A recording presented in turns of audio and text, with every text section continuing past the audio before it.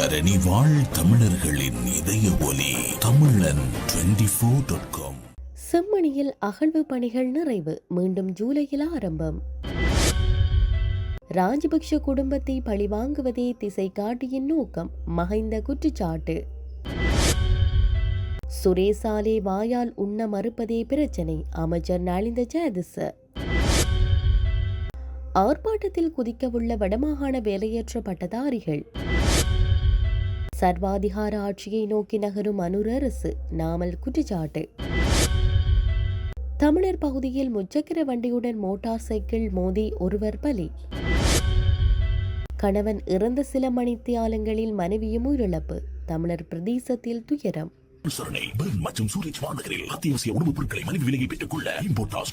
தொடர்பென விரிவான செய்திகள். செம்மணி சித்துப்பாத்தி மனித புதைகுழியிலிருந்து நேற்றைய தினம் மேலும் 19 எண்புக்கூடுகள் அகழ்ந்தெடுக்கப்பட்டுள்ளன. செம்மணி புதைகுழியின் 3ஆம் கட்ட அகழ்வு பணியின் 32ஆம் நாள் அகழ்வு பணிகள் நேற்றைய தினம் நடைபெற்ற போதே இவை அகழ்ந்தெடுக்கப்பட்டுள்ளன. இதுவரை மேற்கொள்ளப்பட்ட அகழ்வு பணிகளின் போது மொத்தம் 412 எண்புக்கூடுகள் வெளிப்பட்டுள்ளன. அடையாளமிடப்பட்ட 409 எண்புக்கூடுகள் இதுவரையில் முழுமையாக அகழ்ந்தெடுக்கப்பட்டுள்ளன. நேற்றைய தினத்துடன் செம்மணி புதைகுழியின் அகழ்வு பணிகள் தற்காலிகமாக நிறுத்தி வைக்கப்பட்டுள்ளன. இந்த அகழ்வு பணிகள் மீண்டும் எதிர்வரும் ஜூலை 15ஆம் தேதி முதல் ஆரம்பிக்கப்படும் என அறிவிக்கப்பட்டுள்ளது. ஜனாதிபதி அனுரகுமார திசாநாயக்க தலைமையிலான தேசிய மக்கள் சக்தி அரசால் ராஜபக்ஷ குடும்பத்தினர் அனைவரும் திட்டமிட்ட முறையில் பழிவாங்கல்களுக்கு உட்படுத்தப்பட்டு வருவதாக குற்றம் சாட்டப்பட்டுள்ளது. குறித்த குற்றச்சாட்டை முன்னாள் ஜனாதிபதி மஹிந்த ராஜபக்ஷ முன்வைத்துள்ளார். ஊடகங்களுக்கு கருத்து தெரிவிக்கும் போதே அவர் இதனை தெரிவித்துள்ளார்.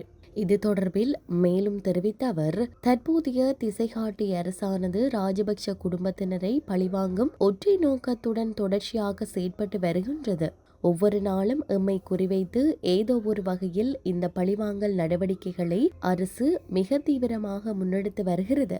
மாறாக தற்போதைய கடுமையான பொருளாதார சூழலில் சிக்கியுள்ள நாட்டு மக்களின் வாழ்க்கை தரத்தை மேம்படுத்துவதற்கோ அல்லது அவர்களுக்கு தேவையான அத்தியாவசிய நிவாரணங்களை வழங்குவதற்கோ அரசு எவ்வித முறையான நடவடிக்கைகளையும் எடுக்கவில்லை. அரசின் இத்தகைய பழிவாங்கல் அரசியல் போக்கு மற்றும் பொருளாதார தோல்விகள் காரணமாக தற்போதைய ஆட்சியின் மீது நாட்டு மக்கள் மிக குறுகிய காலத்திற்குள்ளேயே கடுமையான அதிருப்தி அடைந்துள்ளனர் என தெரிவித்துள்ளார்.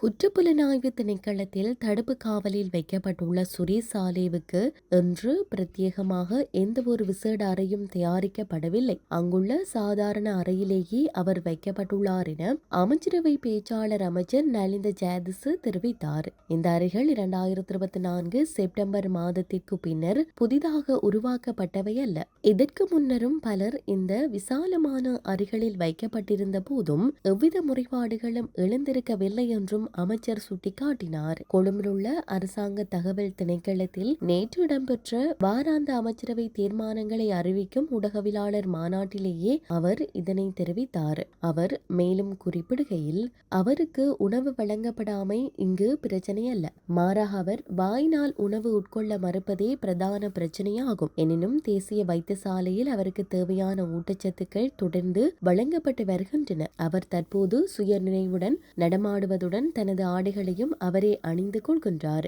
வாயினால் அன்றி மூக்கினூடாக இடப்பட்டுள்ள குழாய் வழியே உணவு நேரடியாக அவரது வயிற்றுக்குள் செலுத்தப்படுவதால் அவருக்குரிய ஊட்டச்சத்துக்கள் சரியாக கிடைக்கின்றன. அவருக்கு வீட்டிலிருந்தும் உணவு கொண்டு வந்து கொடுக்கப்படுவதுடன் அந்தளவு போதாது எனின் இன்னும் கூடுதலாக கொண்டு வந்து தருமாறு அவரது மனைவியிடம் கூற முடியும். அவ்வாறு கொண்டு வரப்படும் உணவை அவரது மனைவியே அந்த குழாய் வழியாக அவரது வயிற்றுக்குள் செலுத்துகின்றார். அதன் அடிப்படையில் அவர் எவ்வித பிரச்சனையுமின்றி இருப்பதால் அவரது உயிருக்கு எந்த ஒரு ஆபத்தும் இல்லை. அவர் உணவு உட்கொள்ளாமல் இருப்பதற்காக வெளியே மேடைகளை அமைத்தோ கூட்டங்கள் மற்றும் ஊடகவியலாளர் சந்திப்புகளை நடத்தியோ அல்லது பூஜைகளை நடத்தியோ எந்த ஒரு பயனும் இல்லை. வெளியே பதாதைகளை கட்டுவதை விடுத்து அவரது மனைவியும் பிள்ளைகளும் அவரிடம் சென்று உணவை உட்கொள்ளுமாறு கூறினால் இந்த பிரச்சினை உடனடியாக முடிவுக்கு வந்துவிடும். நாட்டில் இடம்பெற்ற மிக கொடூரமான கொலை சம்பவங்கள் தொடர்பாக குற்றப்புலனாய்வு திணைக்களம் தற்போது விசாரணைகளை முன்னெடுத்து வருகின்றது. எனவே அந்த குற்றப்புலனாய்வு விசாரணை செயல்முறைக்கு முழுமையான ஒத்துழைப்பை வழங்குவதே ஒரு பிரஜையின் பொறுப்பாகும். எனவே அதற்கமைய அவர் செயற்பட வேண்டும் என தெரிவித்தார். வேலையற்ற பட்டதாரிகள் எதிர்வரும் வியாழக்கிழமை யாழ்ப்பாண மாவட்ட செயலகத்தின் முன்பாக போராட்டத்தை முன்னெடுக்க உள்ளதாக வடமாகாண வேலையற்ற பட்டதாரிகள் சங்க செயலாளர் ஜேம்ஸ் கபிலன் போல் தெரிவித்துள்ளார். யாழ் ஊடக அமையத்தில் நேற்றைய தினம் செவ்வாய்க்கிழமை நடைபெற்ற ஊடக சந்திப்பின் போதே அவர் இவ்வாறு தெரிவித்தார். அவர் மேலும் தெரிவிக்கையில், அண்மையில் நடைபெற்ற ஆசிரியர் வேலைவாய்ப்பு போட்டி பரீட்சையில் அநீதி இழைக்கப்பட்டுள்ளது. அது தொடர்பில் அரசாங்கத்திற்கு தெரியப்படுத்த வேண்டும். அத்தோடு வடமாகாணத்தில் பல வேலைவாய்ப்பு வெற்றிடங்கள் காணப்படும் நிலையில் அவற்றுக்கு பட்டதாரிகளை உள்ளிருக்க நடவடிக்கை எடுக்கப்பட வேண்டும். அரசாங்கத்தால் மேற்கொள்ளப்படும் பல்வேறு அபிவிருத்தி திட்டங்களில் பட்டதாரிகளுக்கு வேலைவாய்ப்பை வழங்க வேண்டும். அதனால் வேலைவாய்ப்பு கோரி யாழ் மாவட்ட செயலகம் முன்பாக வியாழக்கிழமை காலை போராட்டத்தை முன்னெடுக்க உள்ளோம். தேர்வுகள் கிடைக்கப்பெறாமல் விடின் எதிர்காலத்தில் தொடர் போராட்டங்களை முன்னெடுப்பது தொடர்பில் தீர்மானிப்போம் என தெரிவித்தார். அரசாங்கம் தன்னிச்சையான சர்வாதிகார ஆட்சியை நோக்கி நகர முயற்சிக்கிறது என்று ஸ்ரீலங்கா பொதுஜன பெரமுனவின் தேசிய அமைப்பாளரும் நாடாளுமன்ற உறுப்பினருமான நாமல் ராஜபக்ஷ தெரிவித்துள்ளார். நெலு மாவட்டத்தில் அமைந்துள்ள ஸ்ரீலங்கா பொதுஜன பெரமுனவின் கட்சி அலுவலகத்தில் நேற்று ஊடகங்களிடம் பேசிய போது நாடாளுமன்ற உறுப்பினர் இவ்வாறு கூறினார். இன்று எதிர்க்கட்சி உறுப்பினர்கள் ஒரு தீர்மானத்தை நிறைவேற்றியதை நாம் கண்டோம். ஒரு விவாதத்தில் ஒரு பிரச்சனை எழுப்பப்படும் போது ஆளும் கட்சி அதை முற்றிலுமாக எதிர்க்கிறது. அந்த விவகாரத்தில் ஆளும் கட்சியின் உள்நோக்கம் வெளிப்படுகிறது. இப்படித்தான் அந்த தீர்மானம் முடிக்கப்படுகிறது. ஒரு பிரச்சினை குழுவில் நிறைவேற்றப்பட்டு மற்றொன்று நாடாளுமன்றத்தில் சமர்ப்பிக்கப்படுகிறது. இதன் மூலம் அரசாங்கம் ஒரு தன்னிச்சையான சர்வாதிகார ஆட்சியை நோக்கி நகர்வதை தெளிவாக காட்டுகிறது. ஆனால் அந்த சர்வாதிகார ஆட்சியில் அந்த 159 பேரும் உதவியற்றவர்களாக இருக்கிறார்கள் என தெரிவித்தார்.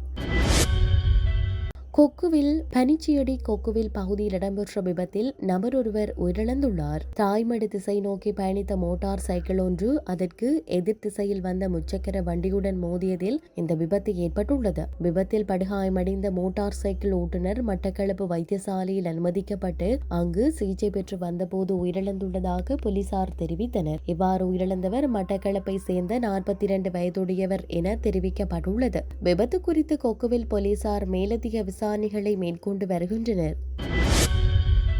அம்பாறை கல்முனை பண்டிருப்பில் கணவன் உயிரிழந்த கவலையில் இருந்த மனைவி சில மணத்தியாலங்களில் உயிரிழந்துள்ளார். கணவர் கடந்த சில தினங்களாக கல்முனை ஆதார வைத்தியசாலையில் சுகையினம் காரணமாக சிகிச்சை பெற்று வந்த நிலையில் சிகிச்சை பலனின்றி உயிரிழந்துள்ளார். இந்த நிலையில் தனது கணவனின் இழப்பை தாங்க முடியாத மனைவியும் சில மணி நேரங்களில் உயிரிழந்துள்ளார். சாவிலும் இணை பிரியாத தம்பதிகளாக இணைந்துள்ளமை பாண்டிருப்பு மக்களை சோகத்தில் ஆழ்த்தியுள்ளது.